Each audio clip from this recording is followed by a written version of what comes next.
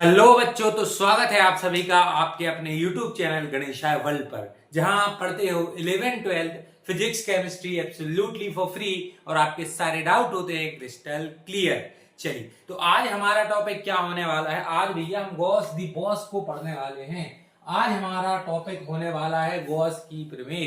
कौन सी प्रमेय? गॉस की प्रमेय। और ये जो है, इससे प्रत्येक वर्ष हर बोर्ड, चाहे MP board, UP board, Rajasthan, कोई सा भी बोर्ड हो, हर बोर्ड के लिए ये जो गॉस की प्रमेय है ये सब में जरूरी है। 4 नंबर है भैया, ये आपके पूरे 4 है ना। तो ये बहुत इंपॉर्टेंट है। आपको गॉस की प्रमेय से संबंधित ऑब्जेक्टिव आ सकता है, 2 नंबर में गॉस की प्रमेय लिखने आ सकती है, 4 नंबर में गॉस की प्रमेय का व्यंजक आ सकता है। मतलब गॉस की प्रमेय आना है मतलब आना है मतलब आना है। तो यहां भैया अपन इन्फिनिटी स्टार लगा लें। कितने स्टार लगा लें? इन्फिनिटी। ये तो आना ही है। ठीक, क्या कहती है गॉस की प्रमेय? गॉस की प्रमेय कहती है कि किसी बंद पृष्ठ, मान के चलो ये हमारे पास एक कोई बंद पृष्ठ है, ये कोई बंद पृष्ठ है, तो गॉस की प्रमेय कहती है कि किसी बंद पृष्ठ से होकर जाने वाला फ्लक्स, उसमें उपस्थित आवेश, मान के चलो कि इस पर एक समान आवेश Q प्लस Q, इस पर एक समान प्लस Q आवेश जो है वो क्या है? वितरित है। एक समान प्लस Q आवेश क्या है? वितरित है। तो क्या होगा? इस प्रमेय के अनुसार क्या होगा कि उसमें उपस्थित आवेश, इसमें उपस्थित जो विद्युत फ्लक्स है, क्या विद्युत फ्लक्स, वो क्या होगा? इसमें उपस्थित आवेश और एप्सिलॉन नॉट। एप्सिलॉन नॉट क्या है? एप्सिलॉन नॉट क्या है भैया? वायु या निर्वात की विद्युतशीलता। एप्सिलॉन नॉट क्या है? वायु या निर्वात की विद्युतशीलता। तो इस बंद पृष्ठ से होकर गुजरने वाला जो नेट फ्लक्स है, इस बंद पृष्ठ से होकर गुजरने वाला जो नेट फ्लक्स है वो कितना होगा? इसमें उपस्थित आवेश और निर्वात या विद्युतशीलता जो है एप्सिलॉन नॉट, उसके अनुपात के बराबर होगा। ये ऐसे हम और कैसे लिख सकते हैं? और ऐसे हम लिख सकते हैं कि किसी बंद पृष्ठ से होकर गुजरने वाला संपूर्ण विद्युत फ्लक्स उसमें उपस्थित आवेश का 1/एप्सिलॉन गुना होता है। एक ही बात है भैया। आप कोई सा भी कथन लिख सकते हैं, कोई सा भी कथन लिख सकते हैं। या तो आप लिख सकते हैं कि जो फ्लक्स है वो आवेश और निर्वात में विद्युतशीलता के अनुपात के बराबर होगा, या उसका आवेश का 1/एप्सिलॉन गुना होगा। ये क्या हो गया? ये कथन हो गया भैया हमारा। अब हमें देखनी है व्युत्पत्ति। क्या देखनी है? व्युत्पत्ति। अब हम देखते हैं गॉस की प्रमेय की व्युत्पत्ति। तो भैया गॉस की प्रमेय की व्युत्पत्ति हम कैसे करेंगे? यहां देखो, हमने माना कि एक प्लस Q आवेश है जिससे r दूरी पर स्थित एक बिंदु P है। प्लस Q आवेश से r दूरी पर स्थित एक बिंदु P है, जिस पर हमें क्या करना है? विद्युत क्षेत्र की तीव्रता ज्ञात करनी है। अब आपको एक बात हमेशा याद रखना है कि गॉस की प्रमेय केवल और केवल बंद पृष्ठ के लिए एप्लीकेबल होती है। बस गॉस की प्रमेय जब ही लगेगी जब आपको एक बंद पृष्ठ की परिकल्पना करनी होगी। गॉस की प्रमेय सिर्फ और सिर्फ एप्लीकेबल किसके लिए होती है? बंद पृष्ठ के लिए। किसके लिए? बंद पृष्ठ के लिए।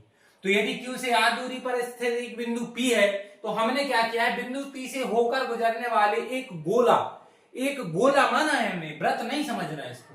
बिंदु P से होकर जाने वाला एक वृत्त नहीं है, बिंदु P से होकर जाने वाला क्या है? गोला है। क्या है भैया? गोला है। तो हम यदि यहां पर लिखें तो क्या लिख सकते हैं कि प्लस Q आवेश से r दूरी पर स्थित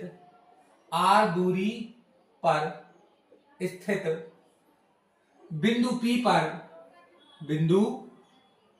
P पर विद्युत क्षेत्र की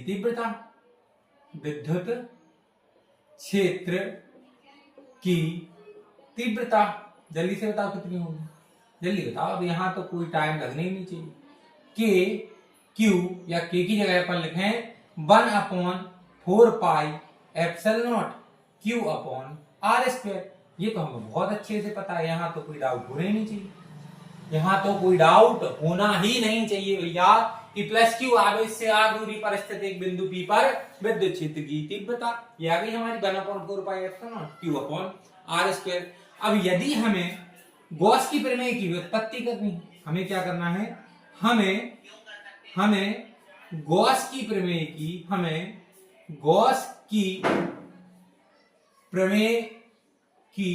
क्या करनी है, व्युत्पत्ति करनी है। व्युत्पत्ति करनी है कि नहीं करनी है, करनी है भैया, बिल्कुल करनी है, व्युत्पत्ति करनी है। इसके लिए हमें क्या करना होगा, इसके लिए हमें बिंदु P से होकर गुजरने वाले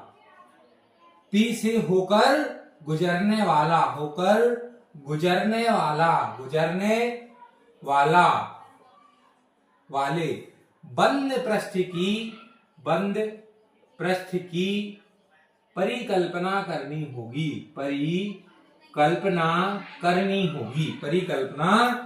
होगी। क्योंकि भैया गॉस की प्रमेय तब एप्लीकेबल होती है जब सिर्फ बंद पृष्ठ हो।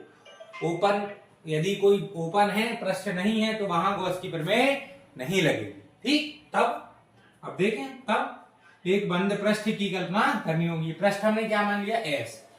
तब इससे होकर गुजरने वाला, इससे होकर गुजरने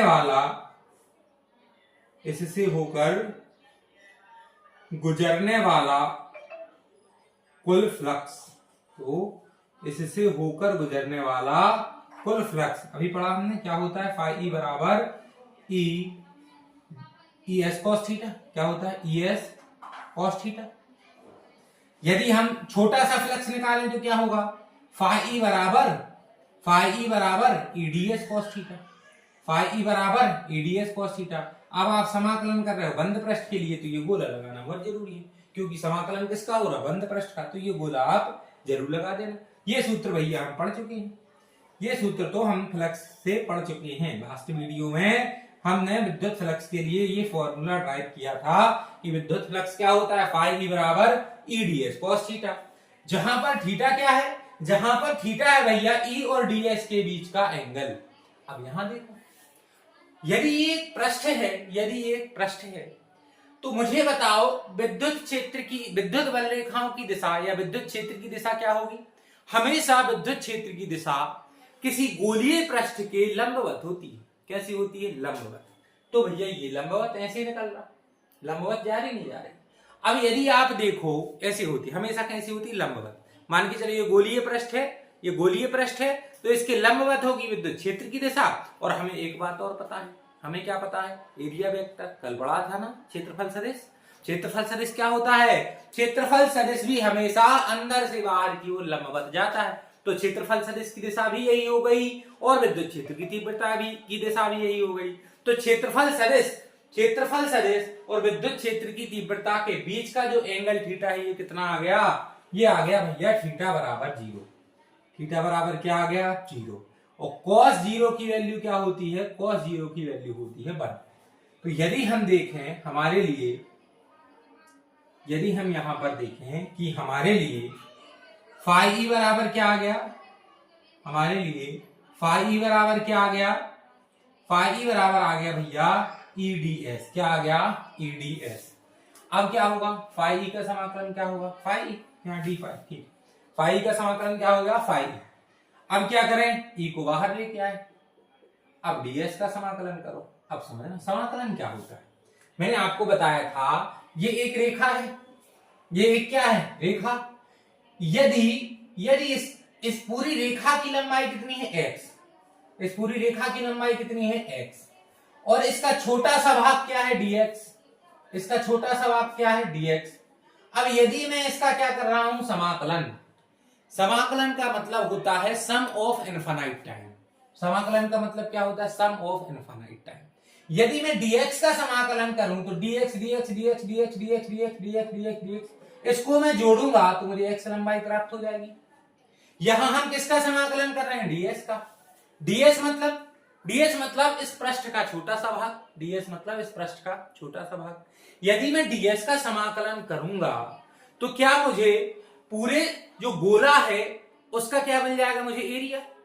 यदि मैं ds का समाकलन करूं तो इस पूरे गोले का मुझे क्या मिल जाएगा, एरिया या क्षेत्रफल। तो गोले का क्षेत्रफल कितना होता है? गोले का क्षेत्रफल कितना होता है? गोले का क्षेत्रफल जल्दी बताओ, टाइम स्टैम्प कमेंट करके बताओ। फाई बराबर, पहले तो ई की वैल्यू रख लो कितनी, 1/4 पाई एप्सिलॉन नॉट, और डीएस का समाकलन क्या होगा? क्या होगा? 4 पाई आर स्क्वायर होगा कि नहीं होगा, है ना? पहले क्यू अपॉन आर स्क्वायर और क्यू अपॉन आर स्क्वायर, और अब डीएस का समाकलन क्या होगा? 4 पाई आर स्क्वायर। क्या होगा? 4 पाई आर स्क्वायर। यहां यदि आप देखो तो 4 पाई से 4 पाई कैंसिल, आर स्क्वायर से आर स्क्वायर कैंसिल, तो फाई इज इक्वल टू क्या आ गया?